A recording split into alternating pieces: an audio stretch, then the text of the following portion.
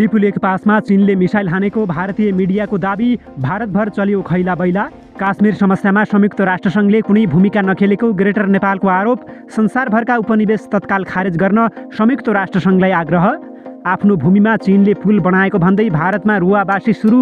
कालापानीको विषयमा सरकार नबोलेको प्रति शङ्कर पोखरेलको आक्रोश। र प्रचण्ड र शङ्कर पोखरेललाई चिनिया नेताले गरे फोन। एमसिसी बारे दिए गम्भीर चेतावनी। नमस्कार, ग्रेटर नेपाल टिभीले तयार पारेको न्युज अपडेटबाट यहाँलाई हार्दिक स्वागत छ। दिनभरिका प्रमुख 10 खबर अब विस्तारमा। लिपुलेख पाससँगै जोडिएको तिब्बतको पठार क्षेत्रमा चीनले अत्याधुनिक मिसाइल परीक्षण गरेको छ। आज बिहान करिब 10 बजेतिर मिसाइल परीक्षण गरेको भारतीय सञ्चार माध्यमले बताएका छन्। शीतकालीन ओलम्पिक बेजिङमा सुरु भइरहेको बेला लिपुलेख पासमै मिसाइल परीक्षण गर्नुलाई अर्थपूर्ण रूपमा हेरिएको छ। तर यसबारेमा विस्तृत खबर आइ नसकेको भारतीय सञ्चार माध्यमले बताएका छन्। सन् 1947 अगस्ट 15 देखि इन्डियाले सुगौली सन्धि पूर्वको नेपालको जमिनमाथि उपनिवेश कायम गरेको विरोधमा आवाज उठाउँदै आएको ग्रेटर नेपाल राष्ट्रवादी मोर्चाले तत्कालीन स्वतन्त्र काश्मीरमाथि इन्डियाले गर्दै आएको कब्जाका विरुद्ध काश्मीरी जनताले विगत 7 दशकभन्दा बढी समयदेखि गरिरहेको सङ्घर्ष र तिनीहरूले उठाएको स्वतन्त्रताको मागप्रति समर्थन जनाउँदै आफ्नो ऐक्यबद्धता प्रकट गरेको छ। प्रत्येक वर्ष 5 फेब्रुअरीमा मनाइने कश्मीर ऐक्यबद्धता दिवसका अवसरमा मोर्चाका अध्यक्ष फणिन्द्र नेपालद्वारा जारी गरिएको प्रेस विज्ञप्तिमा पाकिस्तान र इन्डिया बीच काश्मीरका विषयमा जुन द्वन्द्व चल्दै आएको छ त्यसमा असङ्ख्य काश्मीरीहरूले ज्यान गुमाएका छन् र तिनको बलिदानको सम्मान गर्नु विश्वका प्रत्येक स्वतन्त्रता प्रेमी मानिसको कर्तव्य हो। त्यसमा असङ्ख्य काश्मीरीहरूले ज्यान गुमाएका छन् र तिनको बलिदानको सम्मान गर्नु विश्वका प्रत्येक स्वतन्त्रता प्रेमी नागरिकको कर्तव्य हो भनिएको छ। विज्ञप्तिमा ग्रेटर नेपाल राष्ट्रवादी मोर्चा विश्वमा जति पनि उपनिवेशहरू बाँकी रहेका छन् तिनको स्वतन्त्रताका पक्षमा दृढतापूर्वक उभिनुका साथै एउटा राष्ट्रले अर्को राष्ट्रको जमिन कब्जा गर्ने र उपनिवेश कायम गर्ने प्रवृत्तिको कडा रूपमा निन्दा गर्दछ भन्ने उल्लेख गरिएको छ। मोर्चाले इन्डिया अधीनस्थ काश्मीरका जनताले स्वतन्त्रताका निम्ति गरेको सङ्घर्षमा जीव ज्यानको बलिदान गरेर जुन गौरवपूर्ण इतिहास रचेका छन् त्यो सबैका निम्ति प्रेरणादायी रहेको भन्दै काश्मीरको विवादले विश्वकै ध्यान तानेको भए पनि संयुक्त राष्ट्रसङ्घ र सुरक्षा परिषदले हालसम्म यसको कुनै उपयुक्त समाधान निकाल्न नसकेको परिस्थितिप्रति चिन्ता पनि प्रकट गरेको छ। पूर्वी लद्दाखको पेङ्गोङ खोजमा चीनले पुल बनाइरहेको छ। भारत र चीनको विवादित क्षेत्रमा चीनले पुल बनाइरहेको हो। भारतीय पक्षले भने आफूहरूको भूमिमा चीनले अवैध रूपमा पुल बनाउन थालेको आरोप लगाएको छ। भारतीय सरकारका विदेश राज्य मन्त्रीले शुक्रबार संसदमा यसबारे बताएका हुन्। विदेश राज्य मन्त्री उई मुरलीधरले संसदमा लिखित जवाफ दिँदै भने चीनको तर्फबाट पेङ्गोङ खोजमा पुल निर्माण भइरहेको छ। यो पुल त्यस क्षेत्रमा बनाइँदैछ जहाँ 1962बाट चीनको अवैध कब्जामा रहेको छ। भारत सरकारले भूमि चीनले लिएको विषयलाई स्वीकार गरेको छैन। पूर्वी लद्दाखमा एलएसीमा शान्ति कायम राख्नका लागि भारत चीनका साथ कूटनीतिक र सैन्य स्तरका कुराकानी जारी रहेको बीबीसी हिन्दीले जनाएको छ।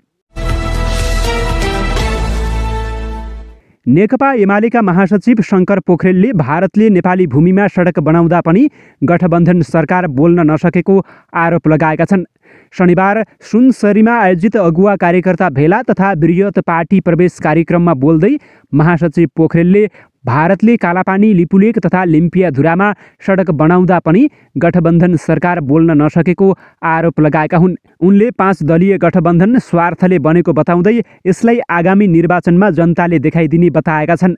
उनले रेल र पानी जहाजका विषयलाई मजाक बनाएको बताए। उनले राष्ट्रियताका विषयमा बोल्ने पार्टी नेकपा एमाले मात्रै भएको दाबी गरेका छन्। नेपालको उत्तरी छिमेकी चीन कम्युनिस्टहरूलाई एक बनाएर चुनावमा लैजान सक्रिय देखिएको छ। 2074 सालमा चीनकै प्रयासमा वाम गठबन्धन भएको थियो र अपेक्षित मत समेत प्राप्त भएको थियो। त्यही इतिहास दोहोर्याउन चीन लागि परेको छ। स्वयं चिनिया राष्ट्रपति सी जिनपिङले नेपालको कम्युनिस्ट एकतामा चासो प्रकट गर्ने गरेको माओवादी केन्द्रका एक नेताले बताएका छन्। नेकपा माओवादी केन्द्रका अध्यक्ष पुष्पकमल दाहाल प्रचण्ड र चिनिया कम्युनिस्ट पार्टी सीपीसीका विदेश विभाग प्रमुख सुङ थाओ बीच यिनै विषयमा माघ 16 गते भिडियो वार्ता भएको थियो। अमेरिकी सहायता परियोजना एमसीसीका बारेमा दुई नेताबीच कुराकानी भएको थियो। नेपालको राजनीतिमा वाम शक्तिको महत्त्वपूर्ण र उपस्थिति रहेको भन्दै सुङ थाओले नेकपा एमालेसँग मिलेर निर्वाचन लड्ने सम्भावना कति छ भनेर प्रचण्डलाई सोधेका थिए। जवाफमा प्रचण्डले भने ओली पश्चिमा शक्तिहरूको इसारामा चलेकाले तत्काल एकता हुन गाह्रो रहेको बताएका थिए। चिनिया नेताहरूले नेकपा एमालेका महासचिव शङ्कर पोखरेलसँग पनि निरन्तर भिडियो वार्ता गर्ने गरेका छन्। एमाले स्रोतले भन्यो कम्युनिस्ट शक्ति भएकाले निरन्तर कुराकानी भइरहेको हुन्छ। नेपालको कम्युनिस्ट आन्दोलन यसलाई अघि लैजाने विषय कम्युनिस्ट शक्तिहरू बीचको एकता जस्ता विषयमा कुराकानी भएको छ। नेपाल स्थित चिनिया राजदूत हाउ यान्छी पनि यति बेला सक्रिय बनेकी छन्। उनले गोप्य रूपमा भेटघाट तीव्र बनाएकी छन्। एमसीसीलाई लिएर युरोप अस्ट्रेलियाका राजदूतहरू पनि सक्रिय भएको अवस्थामा चीनले पनि आफ्नो सक्रियता बढाएको छ। बुधबार एक सार्वजनिक कार्यक्रमलाई सम्बोधन गर्दै एमालेका नेता महेश बस्नेतले ओलीसँग वार्ता गर्ने माओवादी केन्द्रका अध्यक्ष प्रचण्ड र एकीकृत समाजवादीका अध्यक्ष माधव कुमार नेपालले दूतहरू पठाउने गरेको खुलासा गरेका थिए। एमसीसी र निर्वाचनलाई लिएर सत्तारूढ गठबन्धनमै मतभेद भएको अवस्थामा यसअघि एउटै दलको अभ्यास गरिसकेका नेताहरूबीच भएको कुराकानीलाई अर्थपूर्ण रूपले हेरिएको छ। कम्युनिस्टहरू मिल्ने त्रास प्रधानमन्त्री समेत रहेका काङ्ग्रेस सभापति शेरबहादुर देउवालाई समेत रहेको छ। त्यसैले उनले गठबन्धन नतोड्न हरसम्भव प्रयास समेत गरिरहेका छन्।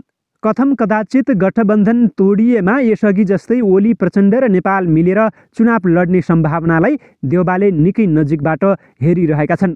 एमालेकै कतिपय नेताहरूले पुनः वाम गठबन्धन बन्ने सम्भावनालाई नकार्दैनन्।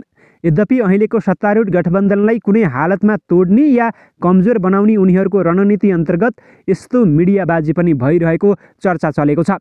नेपालको राजनीतिमा दक्षिणी छिमेकी भारत र पश्चिमी छिमेकी युरोप र अमेरिकाको प्रभाव चिनिया प्रभावभन्दा बढी रहेको छ। तर पनि नेपालमा कम्युनिस्ट पार्टीहरूसँग भगिनी सम्बन्ध भएको भनिएको चिनिया कम्युनिस्ट पार्टी निरन्तर संवादमा देखिन्छ।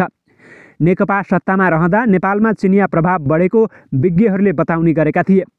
कम्युनिस्ट पार्टीहरूलाई एकजुट बनाउने चिनिया प्रयास कायम रहेको छ। तर पछिल्लो अवस्था हेर्दा ओली प्रचण्ड र नेपालबीच तत्काल कुनै सहमति हुन सक्ने देखिन्न। ओली एमसीसीलाई निशर्त अघि बढाउने पक्षमा छन् भने प्रचण्ड र नेपाल यथास्थितिमा एमसीसी संसदबाट पास हुनै नसक्ने अडानमा रहेका छन्। अमेरिकी सहायता परियोजना भएकाले एमसीसीमा चीनको चासो स्वाभाविक हो। चीन नेपालबीच यसअघि नै सम्झौता भएको बीआरआईलाई अघि बढाउन काङ्ग्रेस र एमाले दुवैको सरकारले चासो दिएको थिएन।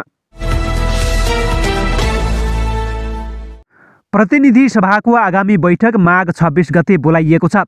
सो बैठकमा एमसीसी टेबुल गर्ने सरकारको तयारी रहेको छ। त्यसका लागि प्रधानमन्त्री शेरबहादुर देउवाले गृह कार्य गरिरहेका छन्। दलबीच सहमति भई परिस्थिति अहिलेको अवस्थाबाट अघि बढेमा एमसीसी संसदमा प्रस्तुत हुनेछ।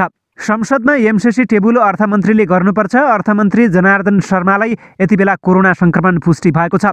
कोरोना सङ्क्रमण निको नभए उनी सो बैठकमा उपस्थित हुन पाउँदैनन्। सम्बन्धित मन्त्री नभए अर्को मन्त्रीले टेबुल गर्ने संसदीय अभ्यास रहेको छ, जसबाट अर्थमन्त्रीको ठाउँमा अन्य कुनै मन्त्रीले एमसीसी टेबुल गर्न बाध्य पर्दैन। सभामुखको अनुमतिले संसदमा एमसीसी टेबुल भएपछि मन्त्रीले वक्तव्य दिनुपर्छ। मन्त्रीले वक्तव्य दिएपछि अर्को कुनै बैठकमा एमसीसी बारे सामान्य छलफल गरियोस् भनी प्रस्ताव गरिन्छ। सामान्य छलफल समाप्त भएको 120 घण्टापछि संशोधन गर्न सकिने व्यवस्था रहेको छ। एमसीसीको हकमा संशोधन राख्न नमिल्ने अवस्था रहेको छ। आजको नागरिक दैनिकमा समाचार रहेको छ। रुसका राष्ट्रपति भ्लादिमिर पुटिन 24औं शीतकालीन ओलम्पिकको उद्घाटन समारोहमा भाग लिन शुक्रबार बेजिङ पुगेका छन्। त्यहाँ उनले चीनका राष्ट्रपति सी जिनपिङसँग भेटवार्ता गरेका छन्। यस क्रममा उनले ताइवानलाई चीनको अभिन्न अङ्ग भएको बताएका छन्। साथै ताइवानले स्वतन्त्र राष्ट्रका रूपमा गरिरहेको दाबीलाई पनि रुसले अस्वीकार गरिदिएको छ। भेटवार्तापछि जारी संयुक्त वक्तव्यमा रुसले एक चीन नीतिको सिद्धान्तलाई समर्थन गर्ने उल्लेख रहेको छ। त्यसको जवाफमा चीनले पनि युक्रेनको सवालमा अमेरिकासँग चलिरहेको तनावमा रुसको समर्थन गरेको छ। विश्वका दुई महाशक्तिको यो मिलनले ताइवान र युक्रेनको सङ्कट अझै गहिरिने आशंका गरिएको छ। 5300 शब्दको संयुक्त वक्तव्यमा रुस र चीनले एक अर्काको हितको रक्षाका लागि सहयोगको कुरा पनि गरेका छन्, जसमा उनीहरूको सम्प्रभुता, क्षेत्रीय अखण्डता र घरेलु मामिलामा कुनै पनि अन्य देशको हस्तक्षेप स्वीकार नगर्ने सामेल रहेका छन्। यस क्रममा चीनले अमेरिकामाथि हङकङमा हिंसा भड्काएको पनि आरोप लगाएको छ। साथै ताइवानको स्वतन्त्रताको मुद्दामा अनावश्यक उचाल्ने काम गरिरहेको पनि चीनले आरोप लगाएको छ। रुसले पनि अमेरिकाले युक्रेनमा सङ्कट बढाइरहेको जनाएको छ। पुटिन पछिल्ला दिन युक्रेनलाई नेटोमा सहभागी गराउने कदमको विरोधमा उत्रिएका छन्। अमेरिका समेत त्यस समूहका सबै देशसँग जुधिरहेको छ। पश्चिमी देश यस सङ्कटलाई सुल्झाउने राजनीतिक प्रयास गरिरहेका छन्। यस्तो अवस्थामा सी जिनपिङले उनको एक रणनीति अनुसार रुसी राष्ट्रपतिसँग संवाद गरेका छन्।